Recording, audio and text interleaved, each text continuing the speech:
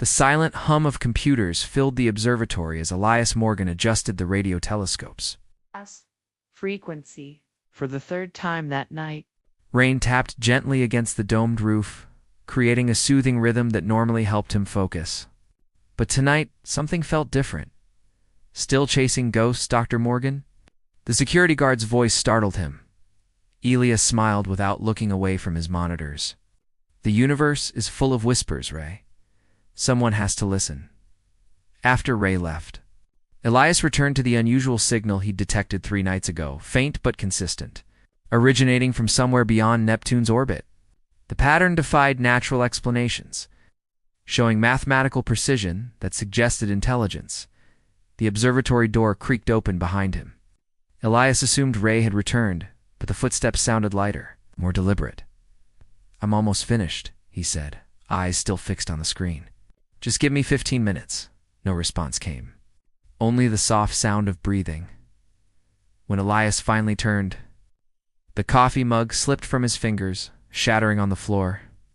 A woman stood in the doorway, except she wasn't quite human.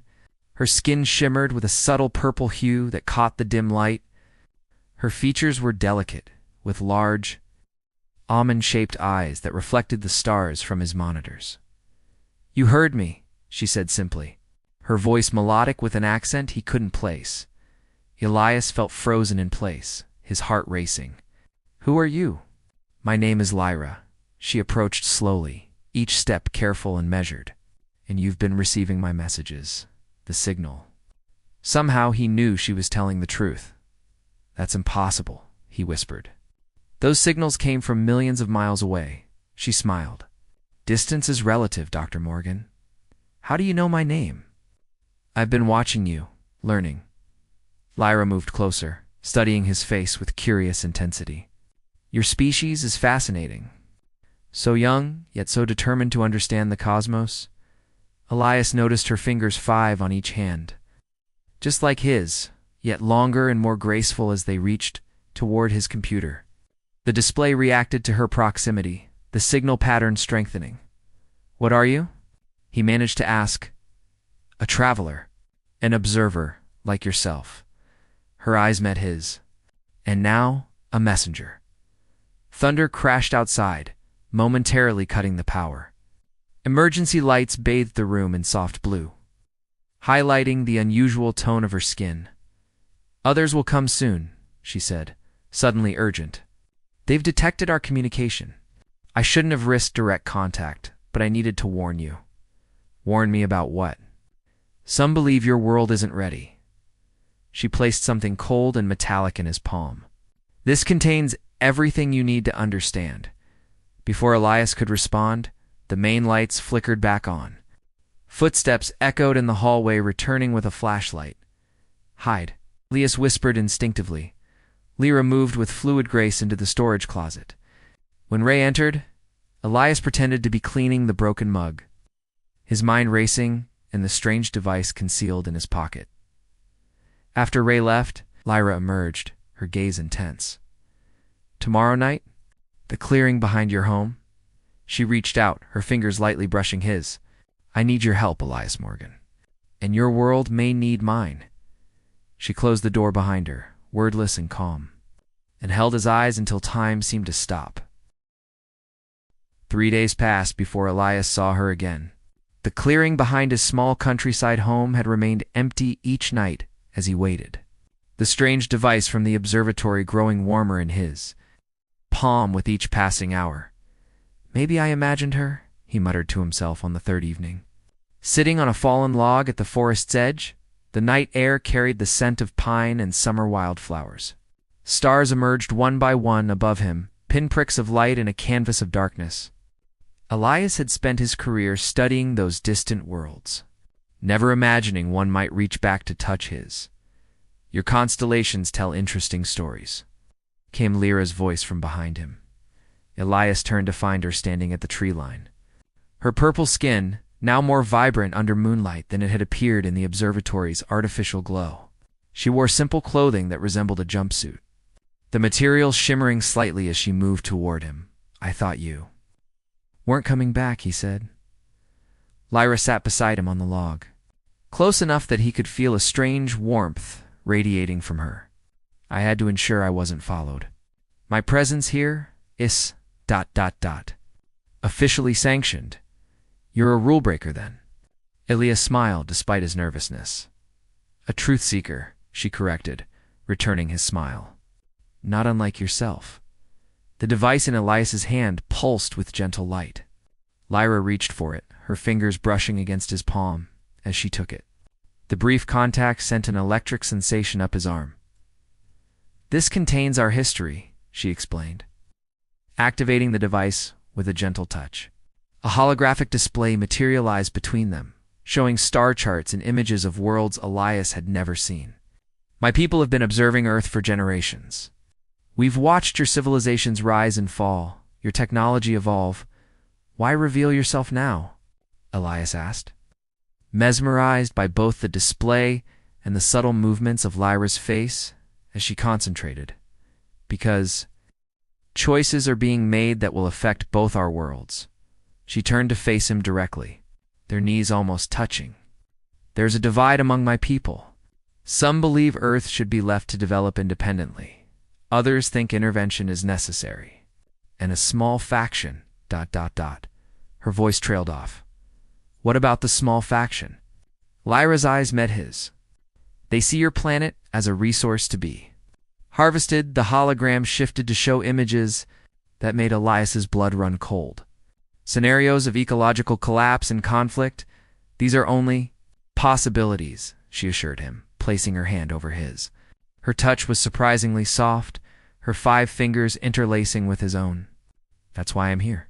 To understand if your people are ready for the truth, and perhaps to find a better path forward. Under the stars. Elias felt something shift between them, something beyond the shocking revelations or the scientific implications of her existence. There was connection, a bridge forming between 2 beings from different worlds. Show me, he whispered. Show me everything. Lyra's hand tightened around his. It would be easier if I showed you directly. She leaned forward until their foreheads touched. At first, nothing happened. Then images flooded Elias's mind. Vast cities suspended among clouds.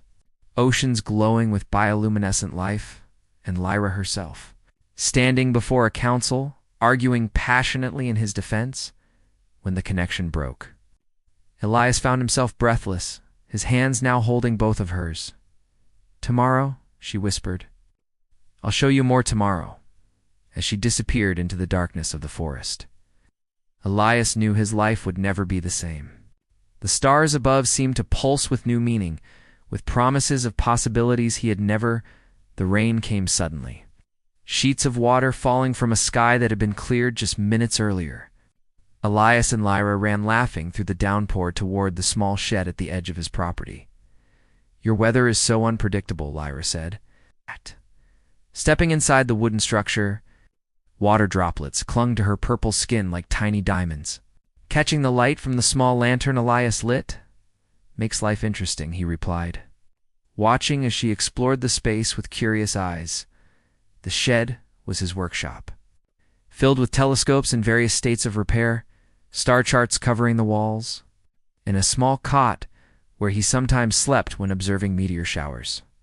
It felt strangely intimate now, sharing this personal space with her. 2 weeks had passed since their meeting in the clearing. Each night Lyra had returned, sharing more of her knowledge while Elias taught her about human culture, music, and art. Their worlds, so different on the surface, revealed surprising parallels as they talked through the night hours. Your government contacted the observatory today, Elias said, breaking the comfortable silence. They're investigating the signal pattern I recorded before I met you. Lyra's expression darkened. I was afraid of that. My ship's cloaking systems are advanced, but not perfect. They're sending a team to inspect the facility tomorrow. He moved closer to her. If they find any evidence, they won't, she interrupted, reaching out to touch his face. Her fingers traced his jawline with gentle curiosity. But it means our time grows shorter. Outside, thunder rolled across the sky. The small space seemed to shrink around them, charged with unspoken words and feelings that had been building with each encounter. I should be terrified, Elias admitted.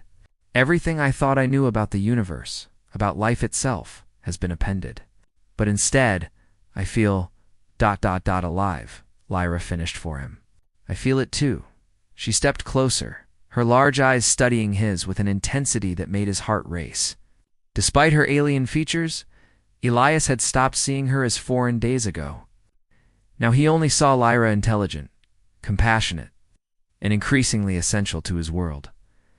My people express connection differently than yours, she said softly. But I've been studying your ways. Before Elias could respond, Lyra closed the distance between them. Her lips met his, hesitant at first, then with growing confidence. The kiss was both familiar and wonderfully strange, her skin warmer than a human's, carrying a faint scent like jasmine after rain. When they separated, Elias found himself speechless, his hands having naturally found their way to her waist. Did I do it correctly? She asked, uncertainty in her voice. Elias laughed softly. Perfectly. The lantern flickered as another thunderclap shook the small building. In its golden light, they found each other again. Two beings from different stars finding connection in the vastness of the cosmos. Later, as they lay together on the narrow cot, Lyra traced patterns on his chest that matched the star maps on his walls. There are consequences for what we're doing, she whispered. My people have strict protocols about interspecies relations. Do you regret it? Elias asked, studying the elegant curve of her shoulder, subtle texture of her purple skin. No. She raised herself on one elbow to look at him. But I fear what comes next. The faction that sees Earth as a resource grows stronger. Your government's interest in the signals only validates their concerns that humans are becoming too aware of the wider universe. So what do? Lyra's expression became resolute. Tomorrow, I must show you my ship. There's technology there that could help protect your planet knowledge, that could change humanity's path. Outside, the storm began to subside, raindrops slowing on the roof above them. Whatever happens, Elias said. Pulling her closer, we face it together. For the first time since her arrival, Lyra's smile held no reservation, no shadow of worry. In this moment, between stars and silence, they had found something neither had expected, a connection that transcended the vast differences of their origins. Morning light filtered through the workshop windows, casting golden rectangles across the floor. Elias woke to find himself alone, the space beside him on the cot still warm. Outside, birdsong filled the air as if nothing extraordinary had happened, as if the world hadn't fundamentally changed overnight. Lyra, he called softly, sitting up. He found her standing by his makeshift desk, examining the star charts with intense focus. She'd dressed again in her shimmering jumpsuit, her purple skin catching the sunlight in ways that made it seem to glow from within. These are remarkably accurate, she said without turning. Your calculations about the Proxima Centauri system are within 0.03% of our measurements. Elias moved to stand beside her, noticing the slight tension in her shoulders. What's wrong? I received a transmission while you slept. She finally looked at him, her large eyes troubled. The council has voted. Earth is to be placed under quarantine. No contact, no intervention, regardless of consequences. And the faction that wants to harvest our resources, they've gone silent, which worries me more than their previous threats. Lyra picked up a small compass from his desk, studying its simple mechanism. It usually means they're planning something outside council jurisdiction. Elias took her hand, feeling the subtle differences in the texture of her skin against his. You mentioned showing me your ship today? Yes. She set down the compass with careful precision. It's time you understood exactly what we're facing. They hiked deep into the forest behind Elias's property, following a path that seemed to shift and change as they walked. Lyra explained that her ship's defensive systems created perceptual distortions to discourage accidental discovery. We call it the veil of disinterest, she said as they pushed through a thicket that seemed to resist their passage. It doesn't make the ship invisible, just ... Unimportant to observers, when they finally broke through into a small clearing, Elias saw nothing unusual at first. Then Lyra raised her hand, activating something on her wrist, and the air rippled like heat waves over asphalt. The ship materialized before them. Not with the dramatic flourish of science fiction films, but with a subtle shift from absence to presence. It wasn't large or imposing, roughly the size of a small bus, with an organic shape that reminded Elias of a nautilus shell. Its surface a pearlescent purple-white. "It's beautiful," he whispered. Lyra's expression softened with pride. "It's a scout vessel, designed for long-term observation and minimal ecological impact. It generates no waste and leaves no trace." A seamless doorway appeared as they approached. Inside, the ship was a single space that seemed larger than its exterior suggested, filled with displays and control surfaces that emitted soft light. "This is how I first found you," Lyra explained, activating a central console. A holographic image of Earth appeared, then zoomed to show the observatory where they'd first met. "Your signal responses were unique, mathematically creative, in ways that caught my attention."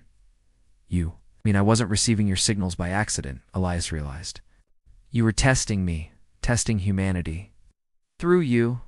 Lyra's fingers danced over the controls, bringing up images of conflicts, environmental disasters, technological advancements. "My mission was to assess whether Earth was ready for contact. And what's your assessment?"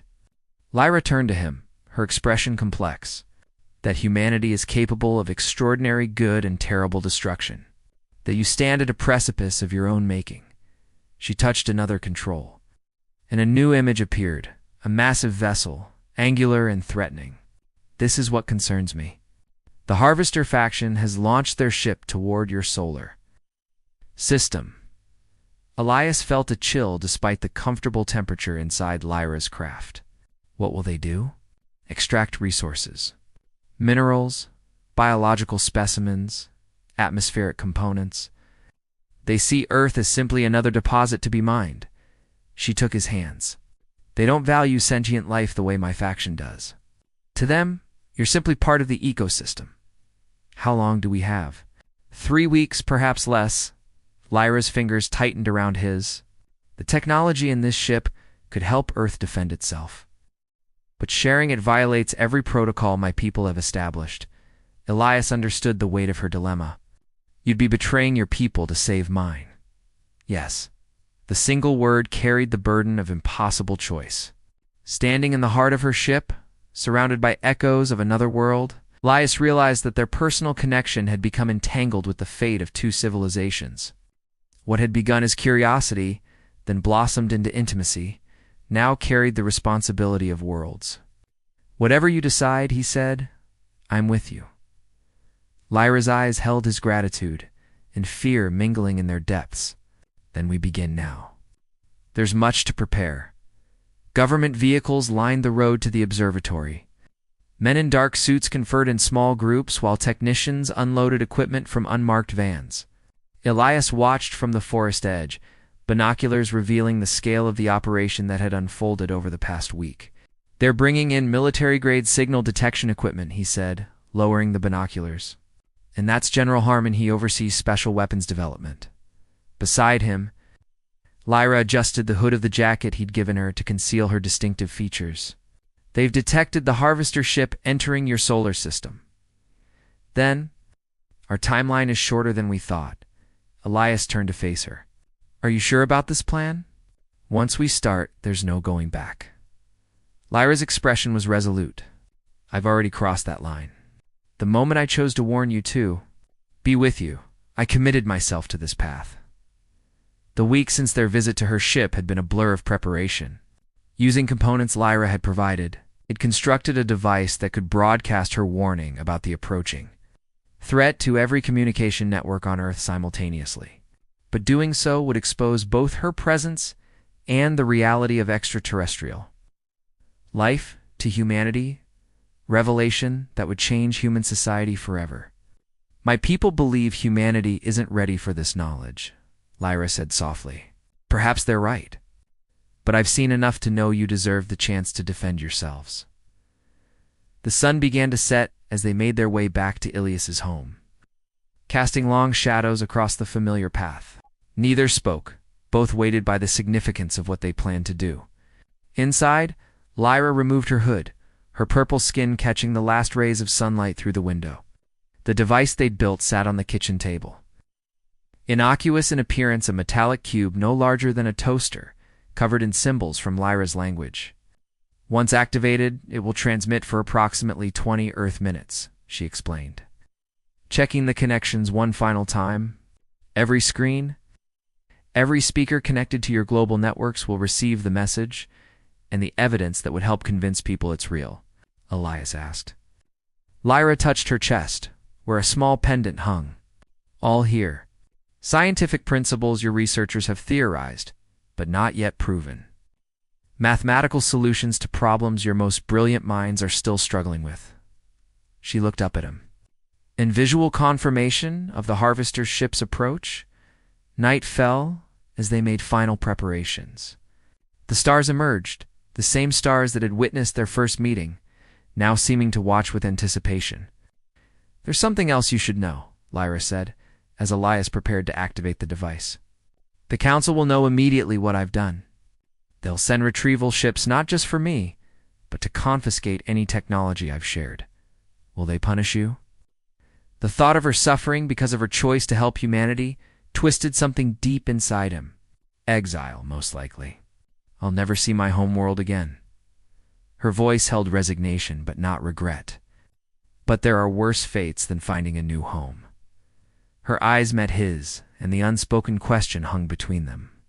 You could stay here, Elias said, the words coming out in a rush. With me. After this is over, after Earth has defended itself, ... Top. Lyra stepped closer, her hand rising to touch his face. My biology, my needs, they're different from yours. We'll figure it out, he insisted. We've already crossed stars to find each other. The rest is just details. Her smile held both hope and sadness. Perhaps. But first, we must ensure your world survives to have that chance. Elias took a deep breath and pressed his palm against the activation surface of the device. It hummed to life, lights pulsing in complex patterns. Now we wait, Lyra said, moving to the window to look at the night sky. Outside, car headlights appeared on the distant road, government vehicles approaching. They had less time than they'd thought. Elias joined her at the window, taking her hand, her 5 fingers interlaced with his, a perfect fit despite having evolved on different worlds. Whatever happens next, he said, you've built a bridge between our worlds, something that can't be undone. Lyra turned to face him, her expression softening. In my language, we have a word for what happens when 2 separate paths become one. There's no direct translation, but it means something like the inevitable convergence of destinies. Sounds like fate, Elias smiled. No, not fate. Choice. She leaned forward to kiss him gently. Always choice. The device on the table began to pulse more rapidly. Across the planet, screens flickered as Lyra's message began to broadcast. In homes and offices, on streets and in vehicles, humanity.